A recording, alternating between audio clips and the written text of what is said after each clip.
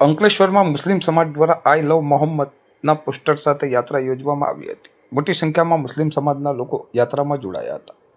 ઈદે મિલાદના પર્વ પર કાનપુરમાં આઈ લવ મોહમ્મદ સલ્લલ્લાહુ તઆલા અલૈહિ વસલ્લમના બેનર મુસ્લિમ સમાજ માટે લગાવવામાં આવ્યા હતા, જે અંગે ત્યાંના સ્થાનિક પ્રશાસન દ્વારા બેનર લગાવવા બાબતે વિવાદ સર્જાયો હતો. ત્યારબાદ પોલીસે ખુલાસો કર્યો હતો. જોકે ભારતભરમાં આ મામલે મુસ્લિમ સમાજે ભારે નારાજગી વ્યક્ત કરી હતી. અંકલેશ્વરમાં મુસ્લિમ સમાજ દ્વારા સર્વોદય નગરથી હાથમાં આઈ લવ મોહમ્મદ ના બેનર સાથે યાત્રા કાઢવામાં આવી હતી, જેમાં મોટી સંખ્યામાં મુસ્લિમ સમાજના લોકો યાત્રામાં જોડાયા હતા. આ પ્રસંગે નગરસેવક બખ્તિયાર ઉર્ફે બક્કો પટેલ, વસીમ પડવાલા, તારીક શેખ, માજીદ પટેલ, મોહસિન મિર્ઝા, અકબર અલી શેખ, આકિબ મલેક સહિત મુસ્લિમ આગેવાનો અને લોકો જોડાયા હતા. યાત્રા 3 રસ્તા સર્કલ પર પહોંચતા પોલીસ દ્વારા યાત્રાને અટકાવવામાં આવતા થોડા સમય માટે માહોલ ગરમાયો હતો. જોકે મુસ્લિમ સમાજના લોકોએ પોલીસ સમજાવટ કરતા અંતે મામલે થાળો પડ્યો હતો.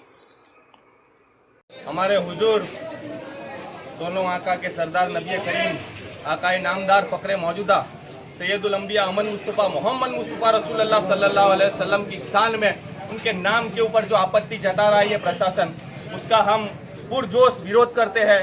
हमारे हुजूर सल्लल्लाहु अलैहि वसल्लम रहमतुल लिल मुस्लिमीन नहीं है, वो रहमतुल लिल आलमीन है. वो सिर्फ रहमत मुसलमानों के लिए बनकर नहीं आए हैं, वो पूरे आलम के लिए रहमत बन के आए हैं. और आज उनके नाम के ऊपर प्रशासन जिस प्रकार से आपत्ति जता रहा है उसका हम पुरजोश विरोध करते हैं. और हमारी आका की शान में किसी भी तरह की गुस्ताखी हम बर्दाश्त नहीं कर सकते. जय हिंद, जय भारत.